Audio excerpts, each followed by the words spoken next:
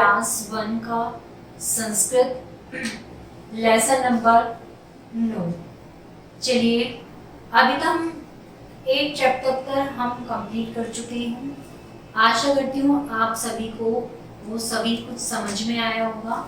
चलिए अब हम बात करते हैं लेसन नंबर 9 जिसका नाम है धातुः क्रियाचा, यानी कि इसके बारे में बात करेंगे। वर्ब यानी कि वर्ब की जो जड़ है वो क्या है, हम उसके बारे में बात करेंगे। किसी कार्य को करने वाला संपन्न होने को क्रिया कहते हैं। देखो प्यारे बच्चों, यहाँ पर एक छोटा सा मिस्टेक है। यहाँ पर मैं बता देती हूँ, किसी कार्य को करने वाला, देखिए किसी कार्य को करने या संपन्न होने को क्रिया कहते हैं। यहाँ एक बुक में छोटा सा ये दिया गया है वाला, आप इसको कट कर दें। ये करेक्ट सेंटेंस है, किसी कार्य को करने या संपन्न होने को क्रिया कहते हैं। क्रिया क्या होती है? क्या किसी कार्य को करना, किसी कार्य को करना, जैसे पढ़ाना ये भी एक क्रिया है, खाना ये भी एक क्रिया है, चलना, दौड़ना, कूदना, ये सब क्या है? क्रिया है। तो क्रिया की हम बात कर रहे हैं। देखिए चलना, खेलना, कूदना, दौड़ना, हंसना आदि क्या है? क्रिया है। संस्कृत भाषा में इन क्रियाओं को धातु के नाम से जाना जाता है। संस्कृत भाषा में क्रिया को किसके नाम से जाना जाता है? धातु के नाम से जाना जाता है। और इनके विविध प्रयोगों को धातु रूप कहा जाता है, यानी कि जो हम इनका प्रयोग करेंगे हम उसको क्या बोलेंगे? धातु रूप। उदाहरण पे चलिए, चल मतलब चलना एक धातु है, तथा चलती चलता है, इसका एक रूप है। देखिए प्यारे बच्चों, बहुत ही इंपॉर्टेंट और समझने की चीज है, सभी ध्यान से समझिएगा। देखिए ये कह रहा है चल, चलना क्या है? एक धातु है। यहाँ पर हमने किसकी बात करी? धातु। धातु मतलब क्रिया। चलना क्या है? एक क्रिया है, एक धातु है। तथा चलती यानी कि चलता है, इसका एक रूप है जो ती प्रत्यय से जुड़कर बना है। चलती क्या है?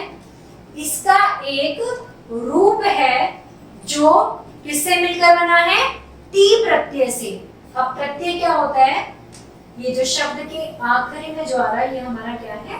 प्रत्यय। इसी प्रकार त प्रत्यय से जुड़कर द्विवचन चलतः तथा अंति प्रत्यय से जुड़कर बहुवचन चलंती रूप बनते हैं। देखिए इसने कितनी इंपॉर्टेंट बात बताई है कि जो हमारी धातु है, जो हमारी क्रिया है, उसके बारे में बता रहा है कि चलता है, ती प्रत्यय से जोड़कर बना है, त प्रत्यय से जोड़कर बना है, द्वितीय चलतः अंति प्रत्यय से बना है। यहाँ पर इसने दो प्रत्ययों को इस्तेमाल करके बताया है, ती तो और अंति। इन प्रत्ययों को इसने इस्तेमाल किया है। अब नीचे कुछ धातुएं दी गई हैं और उनके प्रथम पुरुष एक वचन, द्विवचन और बहुवचन रूप भी दिए गए हैं। इन्हें ध्यानपूर्वक हमें पढ़ना है। चलिए इनको हम ध्यानपूर्वक पढ़ लेते हैं। धातु, धातुः मीन्स क्रिया। एक वचन की बात करते हैं हम।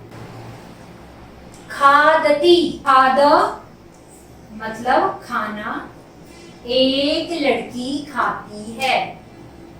खादती मतलब एक लड़की खाती है। खादती का हिंदी अनुवाद क्या है? एक लड़की खाती है।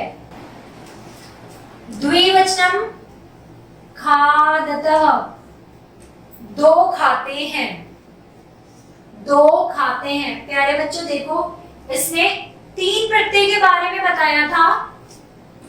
ती, खादती में मिला हमें ती प्रत्यय, त द्विवचन में मिला हमें त प्रत्यय, अंति खादंती में मिला हमें अंति प्रत्यय। उसने हमें तीनों प्रत्ययों के बारे में बताया था, एक वचन, द्विवचनम और बहुवचनम में। अब उसने हमें यहाँ उसका प्रयोग करके बताया है।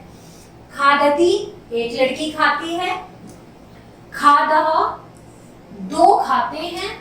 खादन्ति, सब खाते हैं। अब बात करते हैं गच्छति। गम, गम का हिंदी में अनुवाद जाना। अब गच्छति किसके लिए प्रयोग हुआ है? एक लड़की जाती है।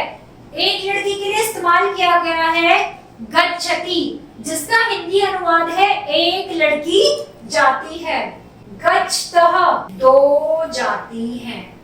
कितनी लड़कियों की बात हो रही है? दो। क्या इस्तेमाल कर रहे हैं?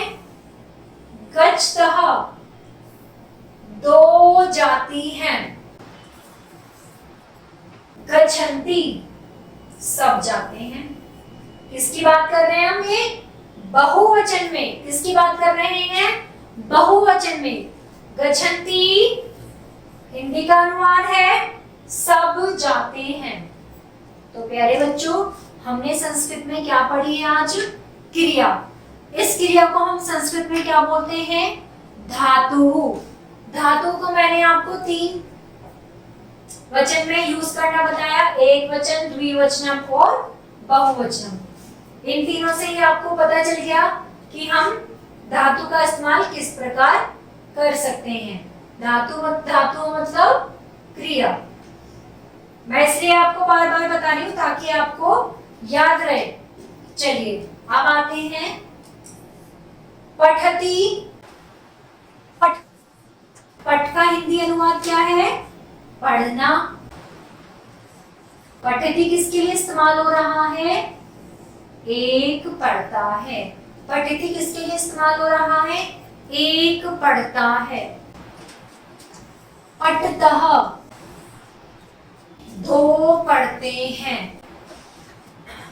पठन्ति, सब पढ़ते हैं। क्यों? क्योंकि ये बहुवचन रूप है, वे द्विवचन रूप है और ये एक वचन रूप। हसती, हसती संस्कृत में बोलेंगे हस। हस का हिंदी अनुवाद हंसना। एक हंसता है। हसती एक वचन में, एक हंसता है। हंसतः, दो हंसते हैं। द्विवचन की बात हो रही है, दो हंसते हैं। हसन्ति, बहुवचन की बात हो रही है, सब हंसते हैं। पतति, पत, पत का हिंदी अनुवाद है गिरना। अब पतति किसके लिए इस्तेमाल हो रहा है?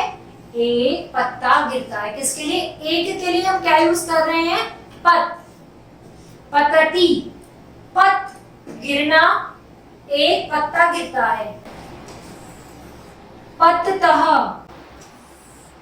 दो गिरते हैं। पतन्ति, सब गिरते हैं। तो आपने देखा प्यारे बच्चों, हमने धातुओं को पढ़ा है, यानी कि क्रिया जिसमें उसने हमें तीन रूप बताए, एक वचनम, द्विवचनम और बहुवचनम। और मैंने आपको बताया संस्कृत में पतति, एक पत्ता गिरता है। पतः, दो पत्ते गिरते हैं। पतन्ति, सब गिरते हैं।